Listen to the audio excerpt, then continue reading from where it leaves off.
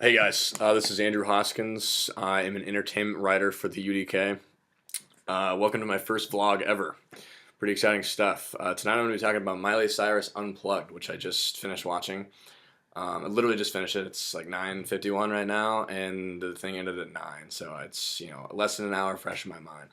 I'm going to try to recap it as best as I can, and while doing so, leaving my biased opinions out of it. I have a humongous crush on Miley. I think she has this, I don't know, she has this thing about her that I really dig, but I'm gonna obviously leave that out.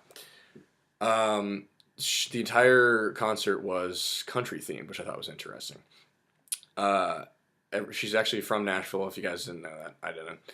And she kind of, I don't know, just got back to her roots with all the country stuff, and it was almost like a country twang. It felt like to every one of her songs. The first half of the show, I'm gonna split the show into two halves because both halves actually had very different feels to them. First half of the show, she sang, I guess, the first part of her album Bangers that's coming out, or that came out, and then she's about to go on the tour for that. But a lot of her stuff felt very forced, I thought. She did a lot of her usual, sex stuff on stage. The tongue thing, the butt smacking stuff. There was a horse on stage, not a real horse, but it was like two guys in a horse costume, and she was doing all kinds of, crazy stuff with that, and use your imagination. But the provocative stuff went on, but like I said, it just felt really forced. It felt really fake to me. The second half of the show, she changed outfits, came out, and this is when I thought she really hit her stride. She seemed a lot more passionate. She seemed a lot more into what she was doing. She seemed a lot more, or she kind of started to lose herself in her songs, which was very apparent. By her, you could tell in her face she was really, really getting into what she was doing.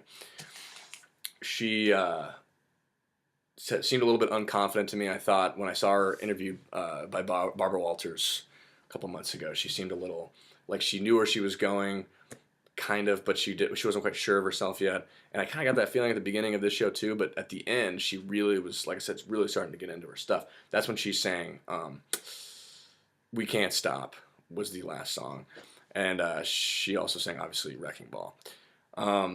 The song that she said was the most emotional for her was "Rooting for My Baby," which I had never heard before.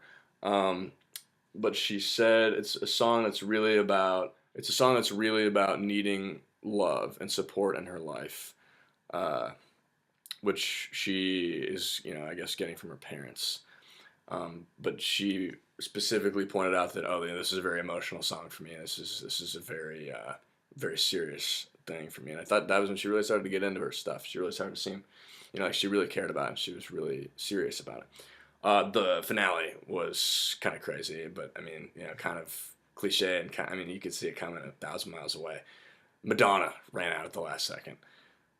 She sang the song "We Can't Stop," and she sang like a verse, and then she goes, oh, and then she like looks over towards like the outside of the edge of the stage, and then camera pans and it's Madonna. It says Madonna ran out, and they did like a little duet. But overall, I thought she performed well. She had a strong stage presence as usual. Great moves. Good job, Miley. Thanks, guys.